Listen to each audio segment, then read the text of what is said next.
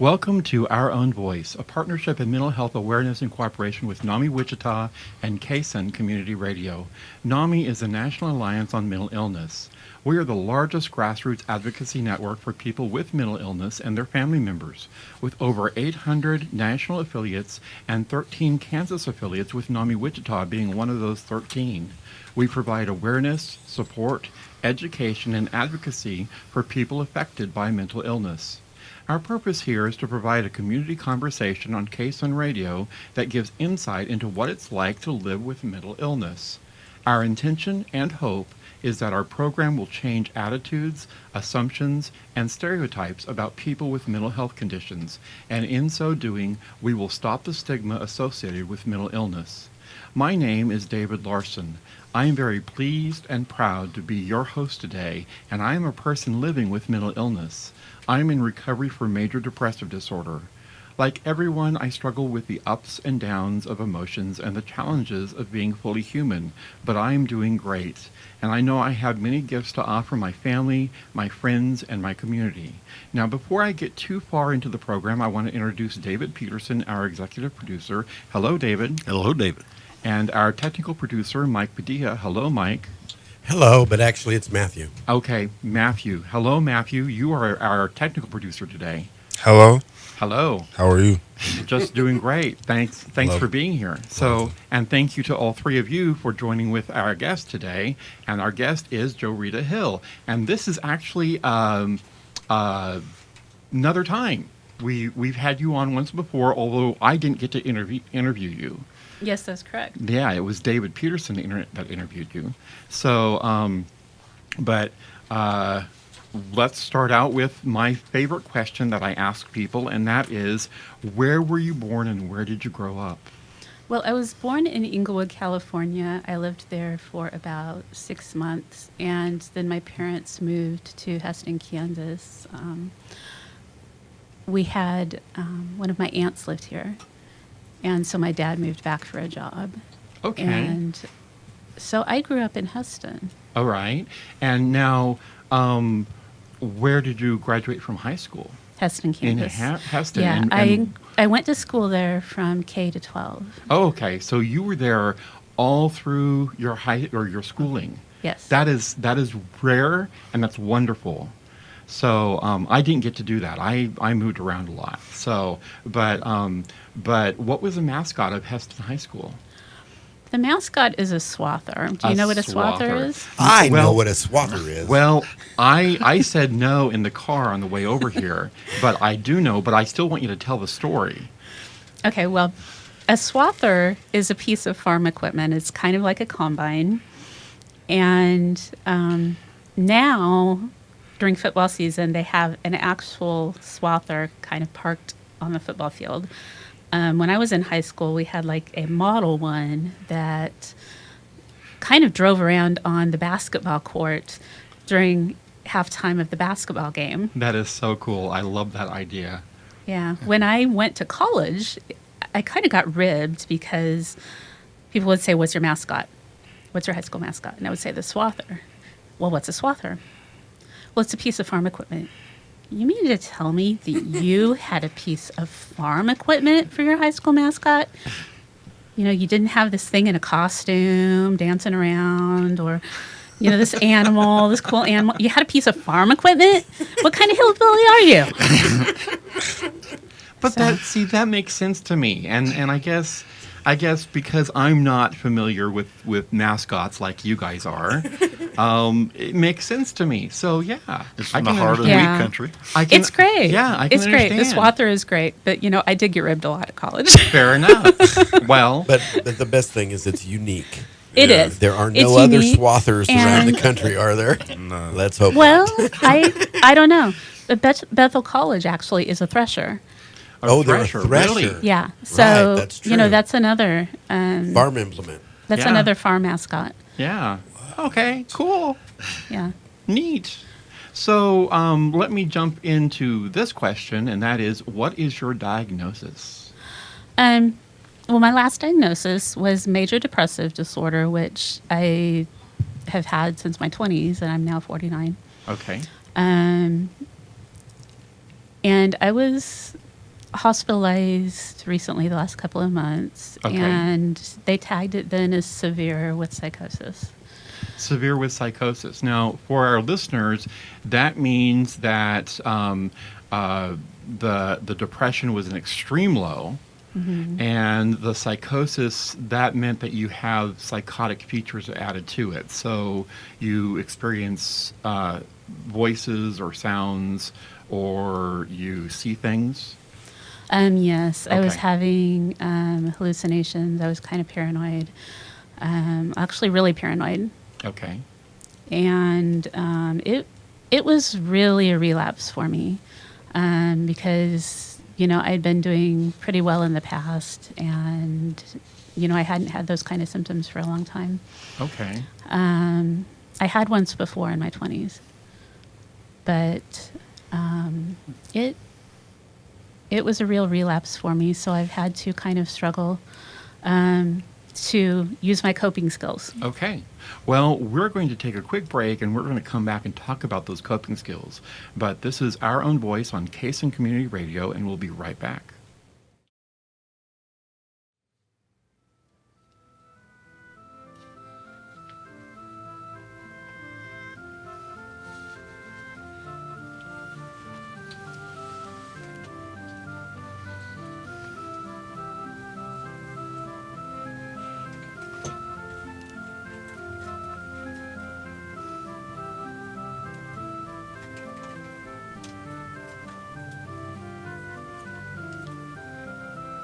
Welcome back to Our Own Voice, a partnership in mental health awareness in cooperation with NAMI Wichita and Kaysen Community Radio. NAMI is the National Alliance on Mental Illness. Our Own Voice is intended to humanize the misunderstood, highly stigmatized topic of mental illness by showing that it's possible and common to live well with a mental health condition. So, Rita, during our break, we were talking about some of the stigma that you have faced and everything, both growing up as well as a recent experience that you had in going back for a class reunion. Yes. So, you want to share that? Sure. I had not gone back to any of my high school reunions prior to this last year when I went back to my 30th reunion. Okay. And I was really not sure about going. I had reconnected with a friend who I actually had known since first grade. We did not go to kindergarten together. So I was late to getting to know her because I was in morning kindergarten and she was in afternoon kindergarten, or vice versa. I forget which. We had the same teacher. But one of the organizers of this reunion was the woman who had lived across the street from me growing up. And so I saw that, and she gave her number, and I called her, and I said, I really am not sure what I want to go. I don't know what people have heard. And, she said, come, we really want you there. And I said, really? And she said, yeah, everybody wants you there. So I thought, okay, I'll jump into it. So I went, and it was at a couple who lived out in the country's house. Mm-hmm. And so I followed Melinda out there, and I swear she called ahead to let them know I was coming. It was like 2:00 in the afternoon. And I was helping to set up, the reunion actually started, I think 5, 6 at supper time. That was when most of the people were going to get there. But there was a welcoming committee, literally a welcoming committee of maybe 10 people or so there who were there to set up. And they met me there with open arms, literally with open arms. That's awesome. So, I got hugs, and people, a couple people said, I know we were awful to you in school, and I want to apologize to you for that. And there was just welcoming and acceptance, and the thing is, I think people knew, because later that night, they kind of did a thing that they said they'd done at earlier reunions, which was that for the people who weren't there, going around and getting information from the people who were there about their lives. And so I'm sure people had shared Yeah. about me at earlier reunions. So I'm sure they knew quite a bit. But nobody really cared. Everybody had grown up. Yeah. Grown That's- up. That's That the is key. that is key. So- Yes. It wasn't the horrible experience I thought it was going to be. It was actually great. And So I'm that's the planning to go back. So that's the moral of the story. That What? you should buck up and go. Well, I think we're also talking about the stigma that we Yes. have on ourselves. yeah. Self-stigma. Yeah. And self-stigma is a strong force, and Yeah. there's a lot of fear that goes into us that we have to fight against. Right. And we need to realize that the people are not as bad as what we think they are. yeah. So, yeah. So, Yeah. And now- I think that's the moral of my story, really. yeah. Right, that is. So, Yeah. really fast, because we're coming back down to our end segment here. What are some, not the end segment, but the end of our second segment? What are some of your coping skills that you have experienced and that you continually practice right now?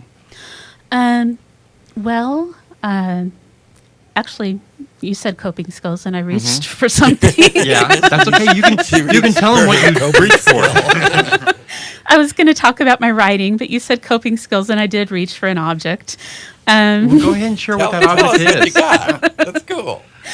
I use things like, okay, I have anxiety too. And for my anxiety, I use things like noise putty, stress balls, things like that, aromatherapy, like lavender scents. That, okay. Yeah, you said stress balls, and one of her stress balls that she has is shaped like a brain. It's gray. And It looks great. It's gray. It's really cool. actually a compeer, isn't it? Yes, it's a compeer. COMPER. PEER. Yes. And when I first saw it, I thought it was just a hard plastic brain, but it's nice Nope. and squishy and everything, isn't it? It's great. I And love yeah, this one. yeah, The happy face. the happy face, happy winky face type Yes. thing. Yeah. Yeah, you could squeeze the bejesus out of that guy. Yeah. and for those people who don't know what noise putty is, it makes farting sounds. Okay, So- I'll tell you what. We have to go, don't we? We do have to But go. So we're going to have you demonstrate that in the next so block, aren't this we? is our own voice on KSUN Community Radio. We'll be right back. If you would like to learn more about the National Alliance on Mental Illness and how you can get involved in mental health advocacy, please visit our website at NAMI.org.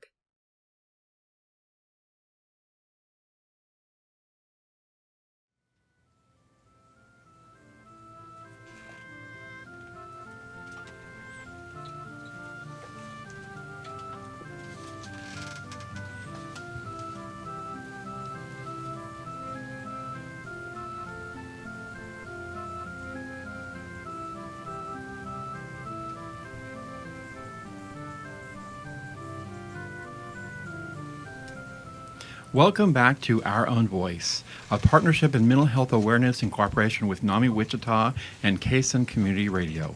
NAMI is a National Alliance on Mental Illness.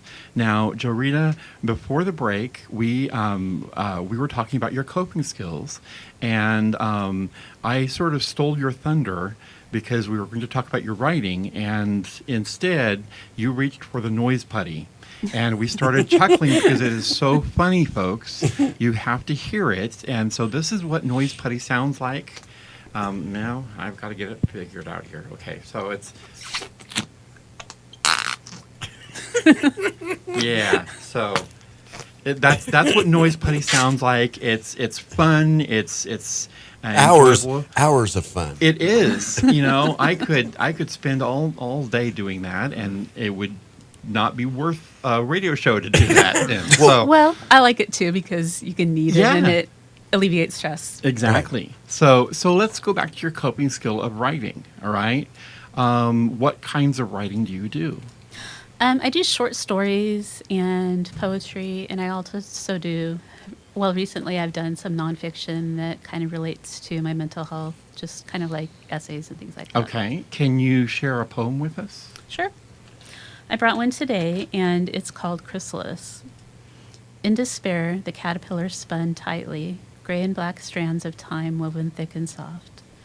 Quietly she slept as the earth spun by, a larval Van Winkle who emerged as a butterfly. Polychrome wings unfurled in glittering light as she blinked, taken back. Lifted to the sky, joy in fragile flight bloomed in her heart. The feeling was new, as was another lodging there. She would not recognize it for a while, for she must explore it as she must the world with her wings. But it was there to stay. That is Wow. so beautiful. Thank you so much. Yes, snapping fingers right now for her. So, yeah, and that reminds me of the national conference that David and I went to, and a previous episode where I talked about the poetry Right. workshop that I went to, and the lady there who was after we would present something, she would snap fingers. She would also rub hands together. She did all sorts of things. Sometimes we would stomp on the floor. So yeah, that was to show our praise. So Well, thank you thank very you. much. Is chrysalis a kind of butterfly? Chrysalis is what the caterpillar goes into, Okay. like the cocoon. Right. Okay. So Yeah. that is so makes awesome. perfect sense. Yeah. What else? beautiful. What else can we talk about here? What are some other coping skills that you use? I use affirmations a lot. I've been using those in the past, and recently I've started doing mirror work. Mirror work? Mirror work. I'm not familiar with that. Can you explain that? Yeah. Now this is a little difficult for me, but I've been guaranteed, whatever. Guarantold. Yeah, you can say guarantold. That's a good word. I like it. I've been strongly told, so we'll see, that it will produce results. Okay. It's not something I'm really comfortable with, but I think that's kind of good because sometimes You have to get out of your own frame of reference. have to get out of your comfort zone. Yeah. Right. And essentially what it is, okay, like I go into the mirror, Mhm. go into the bathroom, look at myself in the mirror, look in my eyes in the mirror, which is uncomfortable for me a little bit, and say affirmations, Okay. like I am enough. Say that, 10, 20 times. Yeah, I am enough. And it's better if you write your own affirmations. Yeah. So do that, do one affirmation, then the next day do something that's like a little more personal. Like maybe something about body image, maybe something you like about your face. That's nice. Like for myself, I've got, well, my doctor has a technical name for them, but I've got like these moles on my face. Mhm. So I really don't like the way my face looks. So I would find something positive about my face. Well, you are beautiful. Well, I thank will you. tell you that. So, I don't see myself that way. fair enough. So I might look in the mirror and tell myself I'm beautiful, Mm-hmm. Okay. which would be uncomfortable for me. Yeah. Tell myself that 20 times. Yeah. And it's uncomfortable work. Yeah, I can understand that because I have practiced that as well. I didn't know it was called mirror work. Yeah. But yeah, it's very uncomfortable and very sort of disconcerting at times. But it's affirmations of any kind, whether you do them in the mirror or not, are good. I'm trying to build stronger connections with my friends and my family. Excellent. Well, David, I'm going to quickly jump to you before we go to break. Can you give us that wonderful information number that we have? 316-686-1373, 316-686-1373. That's great. This is Our Own Voice on Kaysen Community Radio, and we will be right back.